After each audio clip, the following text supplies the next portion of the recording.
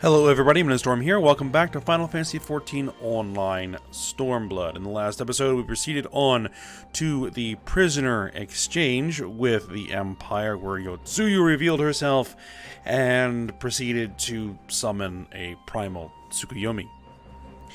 So we engaged the primal and defeated it, and then went through the aftermath of that, where Asahi showed back up and shot Yotsuyu a couple of times, and then Yotsuyu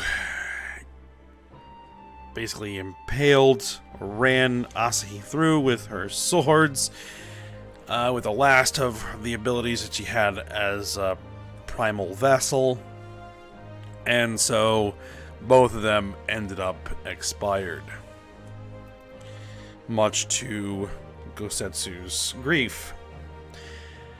But that whole situation is now dealt with. Maxima, who was one of the escorts for Asahi, expressed an interest in continuing the negotiations with Doma, as he is a member of the Populares, an actual member of the Populares.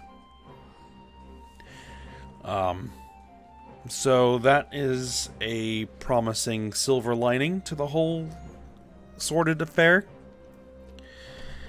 So, the one thing we did get is a echo vision from Asahi right before he died, showing that Xenos is still up and moving, though much to the confusion of the Scions, since, he cut his own throat, and, his death was confirmed, and his body was actually interred. So, how he's still alive makes no sense. But Alphino is basically going to head off to the capital with Maxima, capital of the Empire, to see if he can't figure out what's going on. So Alphino is off on that mission, and we are wrapping things up here in Doma. So we just have a few things left to do, I guess. Let's go ahead and talk to Hien, and I guess we'll finish all this up and say our farewells and then move on to something else. Or maybe we'll see what we're going to do. Let's just see what Hien has to say. Alright. Gosetsu, fair journey to you, my friend. Yeah. And Gosetsu is off on a pilgrimage to, I guess, say prayers for the fallen. Alright, a bittersweet occasion, but there is yet ample cause to be grateful. Pray join us in the Kienkan, and I would thank you properly. Okay, so we're going to head on in.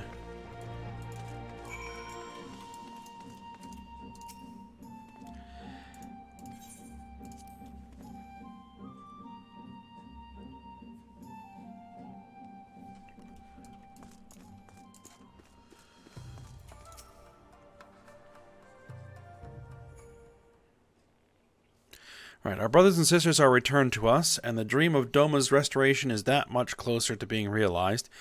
It is a day that will live long in memory, and one that would never have dawned without the courageous actions of the Scions. On behalf of Doma and her people, we give you our deepest thanks.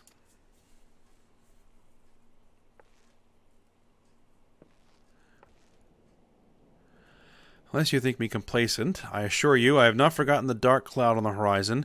That Xenos lives is a source of grave concern, mayhap the gravest, yet there is little to be done but wait for Alphino to send word. Until then, I plan to devote myself to fulfilling the promise I made to Gosetsu, by building a nation in which none need live in fear.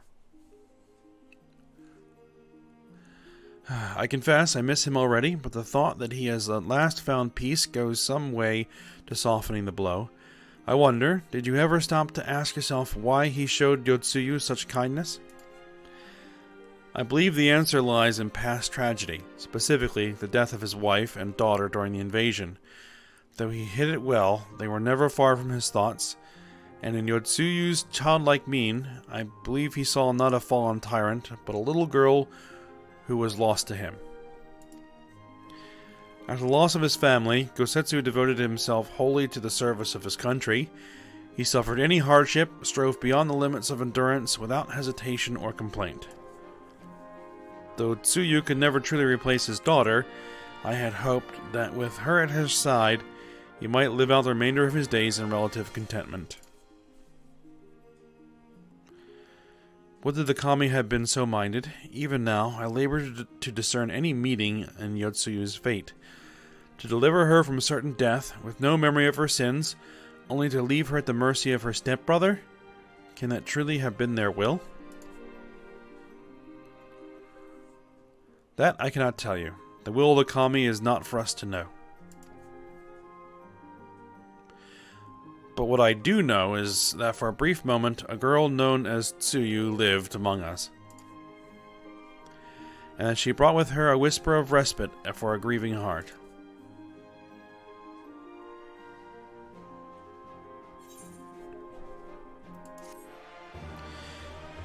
Alright, there we go.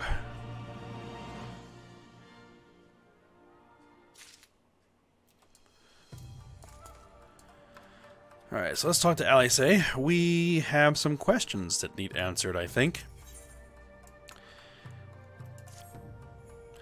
I think it's time we were going, don't you? We've done all we can here, and we have a lot to report.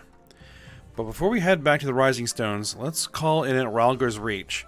We should be the ones to tell Lise about Xenos. After everything we went through together, we owe her that.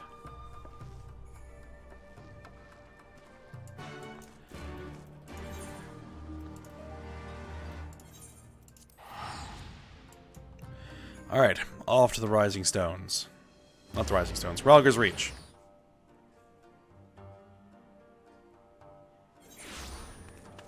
Okay.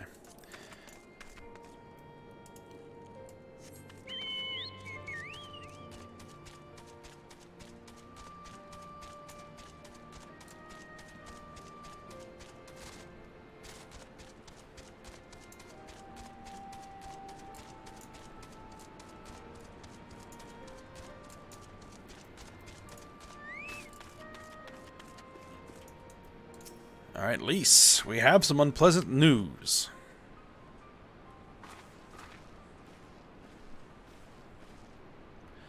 Ayame, Alice, you're back. No Alphino? It's good to see you, Lise. As for my headstrong brother, he's off on what will almost certainly turn out to be a once-in-a-lifetime trip to Garlemald. It's a long story, but we have evidence that Xenos might still be alive. What? That's... If this is a joke, God, this had better be a joke.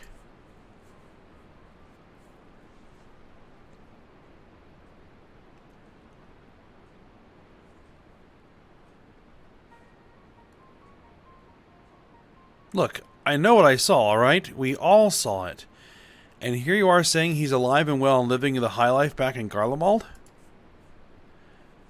I know how ludicrous this sounds. I'm still having difficulty believing it myself. Well, but while I might doubt the word of an Imperial envoy, I'm inclined to trust Ayame's. She saw the Crown Prince through the Echo in a meeting that could only have taken place in the recent past. It was him. Indeed it was.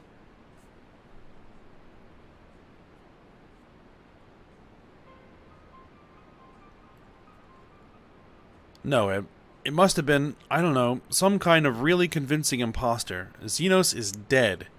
He had a great big hole in his neck. We buried him. Aye, and someone went to the trouble of desecrating the bastard's grave, remember? Thal's gilded halls? Whatever are you talking about? That's Thancred. Thancred, what brings you to the Reach? Alphino had me lending a hand at the Saltery, keeping an eye on the rebuilding work and so on, just until operations were up and running, and now that they are, I thought I might look in on you before wending my weary way back to headquarters. Forgive me if I misheard, but there is some suggestion the late Crown Prince could have gotten better. If so, I might suggest a quick look inside his coffin as our first order of business. As much as I hated the man, it doesn't feel right defiling his grave. But if it will put this rumor to rest, I suppose we have to. And when there are no curious eyes about, if we can manage it. Xenos is buried at Bloodhow in the Locks. His grave was set apart from the others and left unmarked, so as not to upset the locals. Then it shouldn't be too hard to find. Nago, you're in charge until I get back.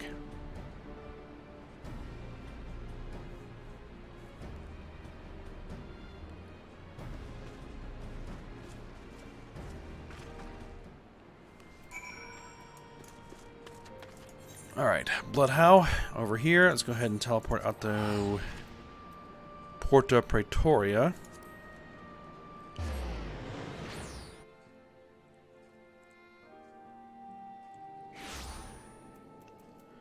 And then we'll fly the rest of the way.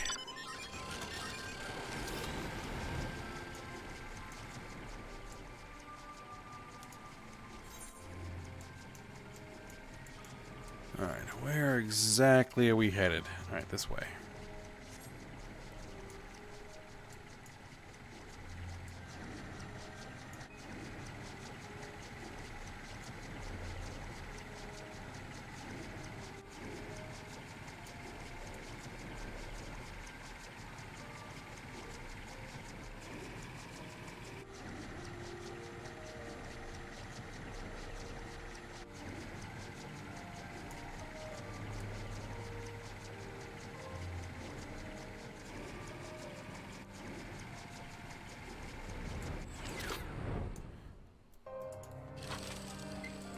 Alright, here it is.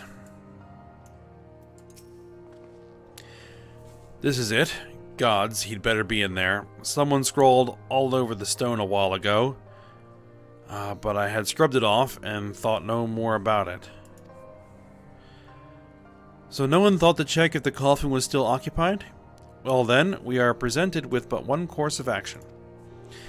And we had best be sure we are not observed in the doing of it. Shall we begin?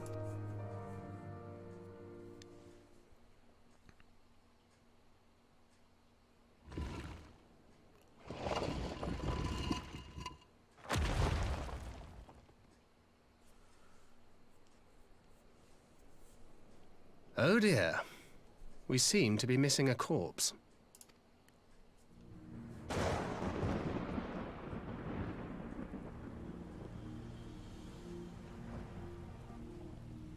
Well, it must be somewhere. I only hope it isn't walking around.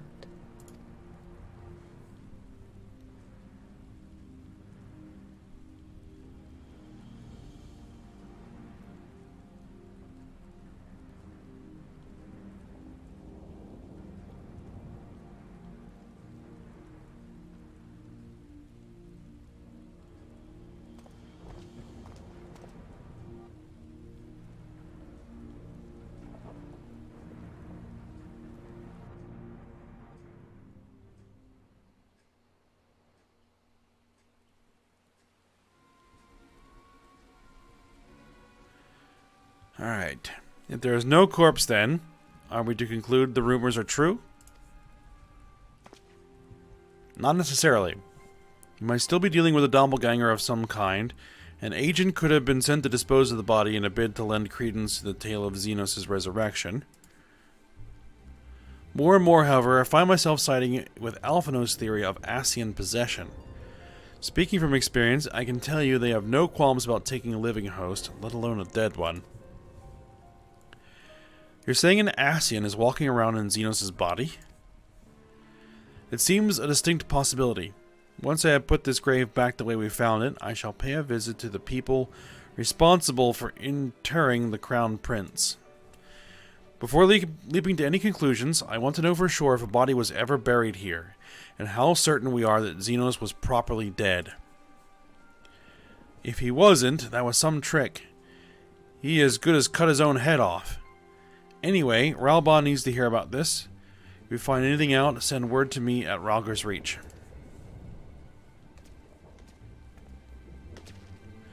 I don't know why I'm surprised. With matters settling down in Doma, we were due another crisis. Shall we make for the Rising Stones then? It's past time we shared these developments with the others.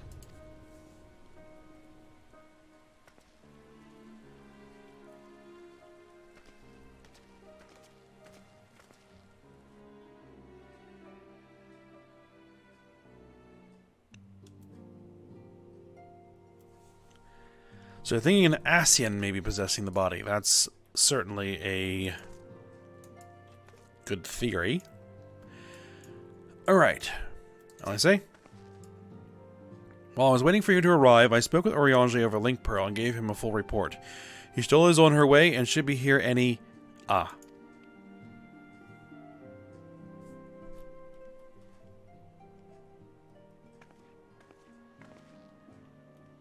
Alice, Yame, 'tis good to see you safe and well. What news have you from the east?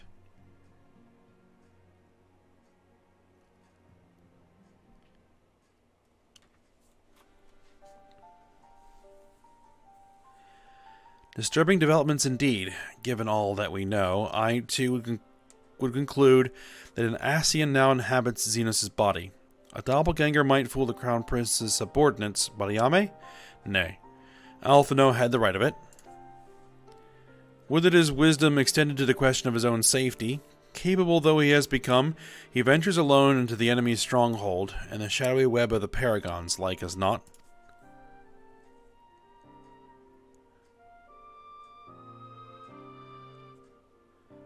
When it comes to making rash decisions, I'm hardly in a position to criticize, but I'm worried. I just wish there was something I could do for him besides pray.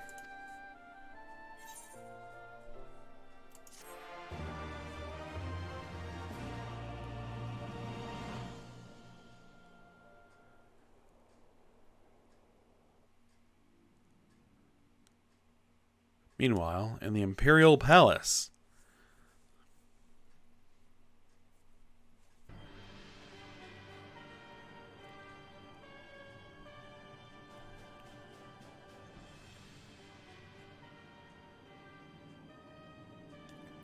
We cannot suffer icons to exist. Was I not clear on this point? More than clear. The icon in question was summarily dispatched by the Warrior of Light. The summoner is dead, and the rite beyond repeating. Everything proceeded according to plan, every party behaving exactly as required.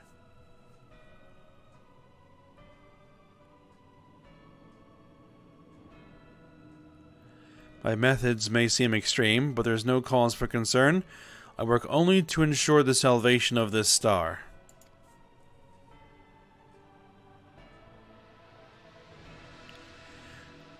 Definitely sounds like an Ascian.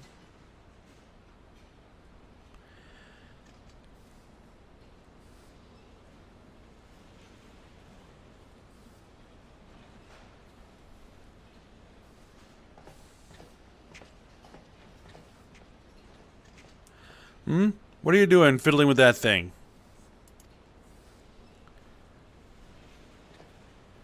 I asked you a question, soldier.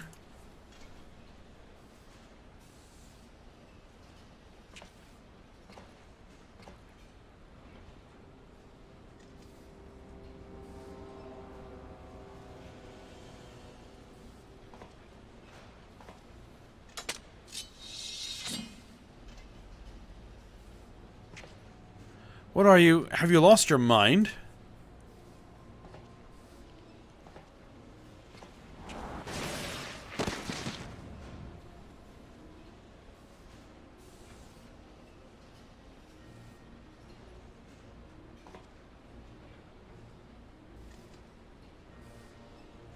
I've lost many things, but my mind is yet my own.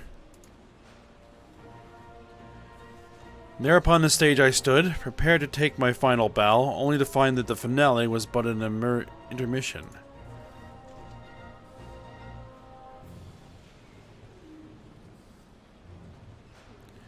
Shall I use this chance to repent my sins, embrace goodness and mediocrity?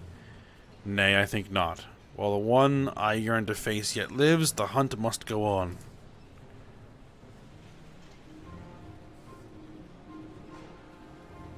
So who is this Elizin?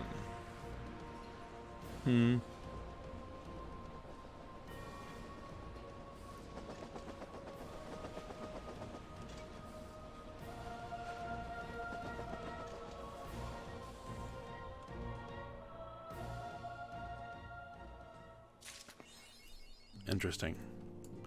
Alright. Next quest from Alice. With thoughts of Alphino's plight weighing heavily on her mind, Alice might welcome some company. We get the ponder expression emote. Alright, it's been an eventful few days, hasn't it? But I suppose all we can do now is wait for word from Alphino.